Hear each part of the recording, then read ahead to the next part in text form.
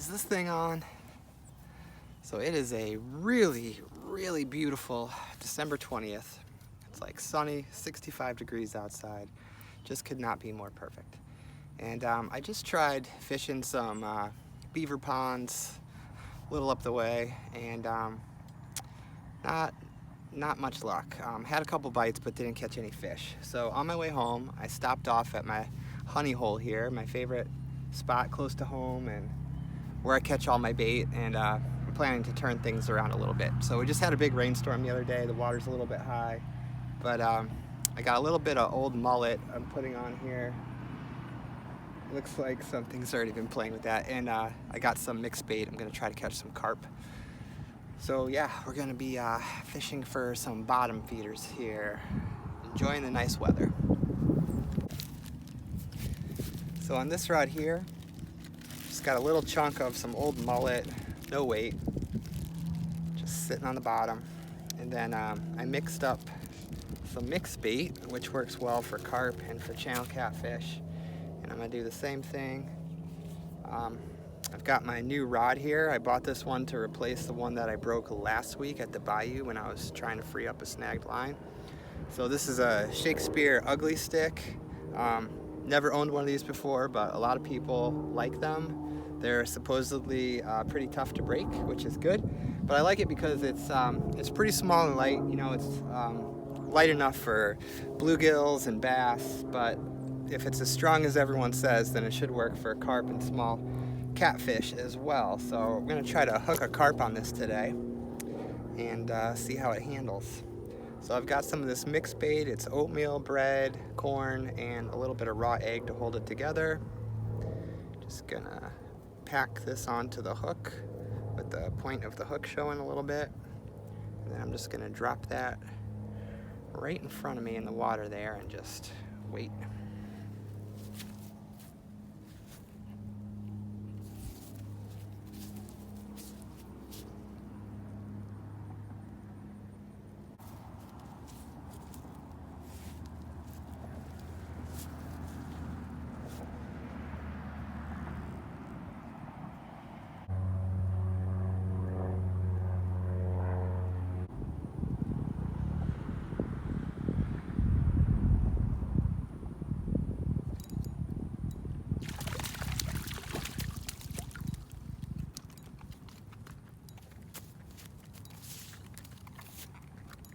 Alright,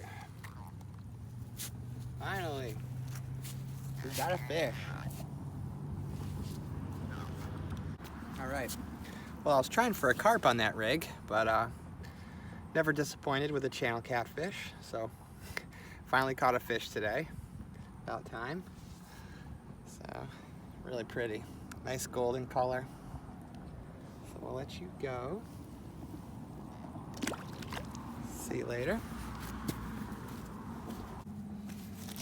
Alright, let's try that again, except for a carp this time.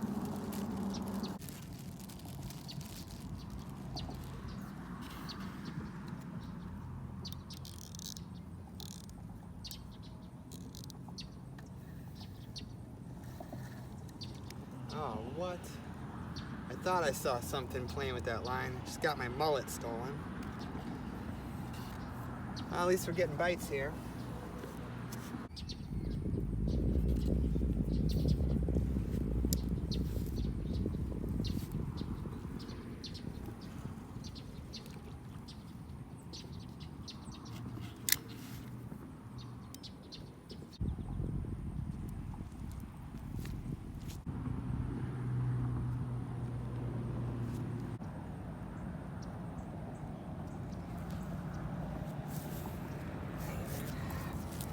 Getting lots of bites, just not lots of fish.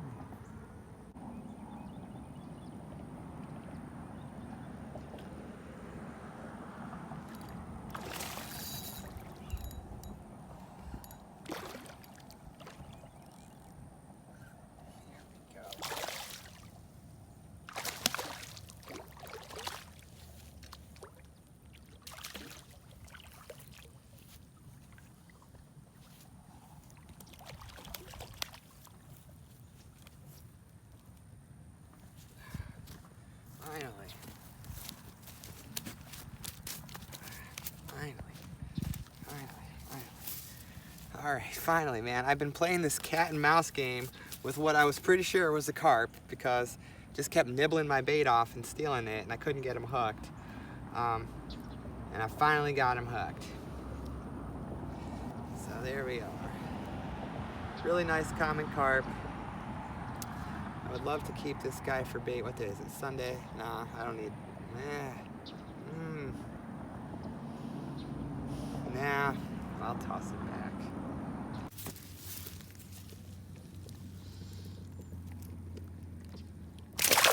Yeehaw. All right, well, that was fun. I really wanted to catch a carp on that new rod, that ugly stick, just to see how it held up, because carp are pretty heavy and they fight like crazy. Yeah, and that rod handled it just fine.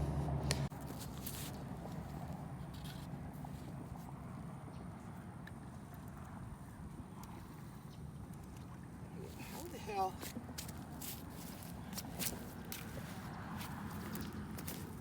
Dang it, I don't know how I got my mullet stolen over and over again. You know, I hooked it through the skin, and it was really hard. Like, even the times where I tried to switch bait out and get the hook out, it was really tough. But I didn't see or hear any tugging on the line whatsoever. So, I don't know.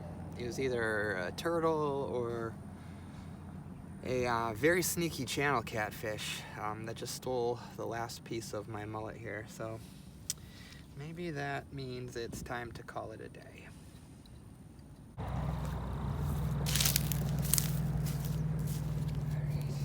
Just for kicks, before I leave, I'm gonna cast a jig into this inlet here. Sometimes there's largemouth bass in here. So the water's kind of murky. I'm not sure they'll even be able to see this, but it's worth a cast or two.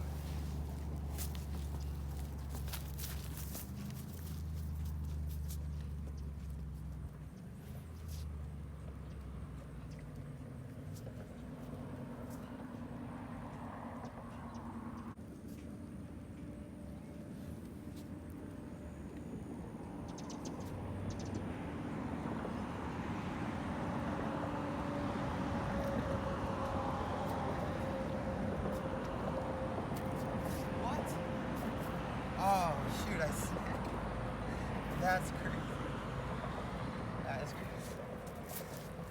I accidentally snagged a baby armored catfish, a little Plecostomus. These are the coolest little fish. You know, they're an invasive species.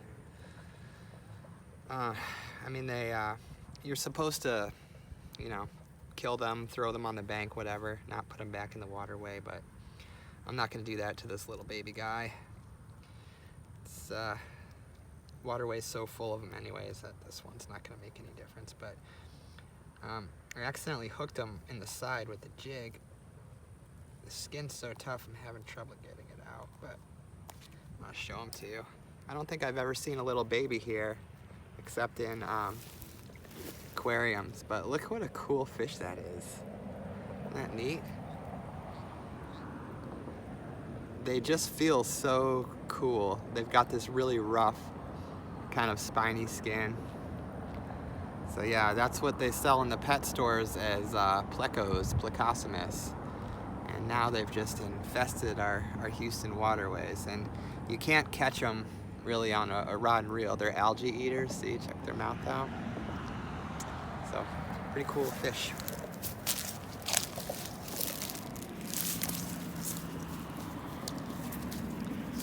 Try again for a bass.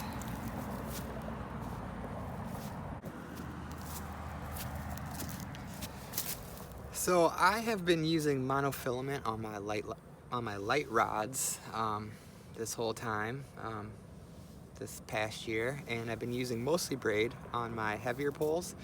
And I was just getting so sick of the monofilament always twisting up, and you know, it just can be a real pain. So I decided to try some light braid.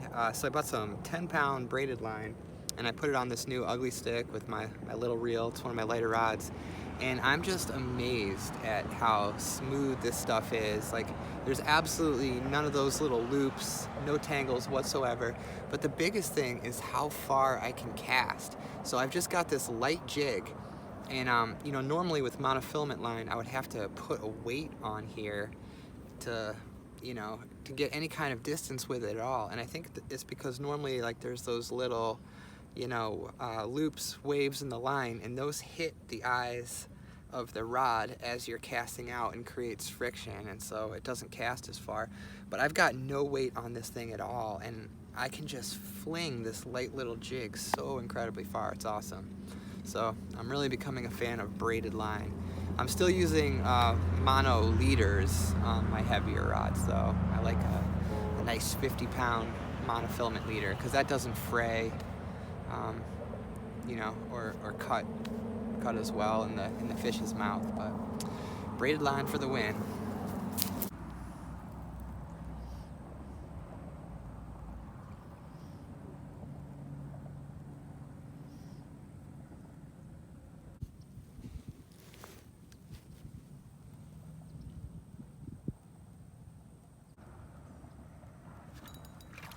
Whoa.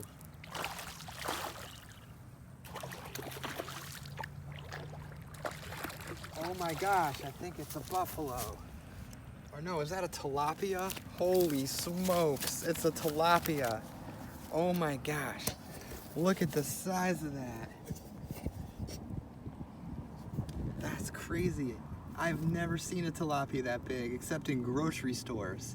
I've caught a lot of tilapia here, and I've never caught one even close to that big.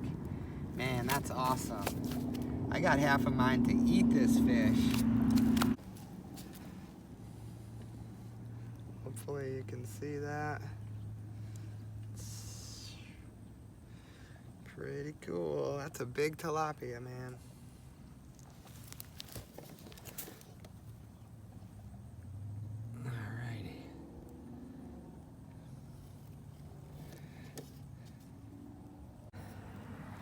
I ought to keep you for bait too, but I'm letting everything go today. See you later. All right, guys, on that note, my personal best tilapia, we're gonna call it a day. So not the most action-packed day, a lot more bites than fish, but still nice to get out. Just a really beautiful day out here.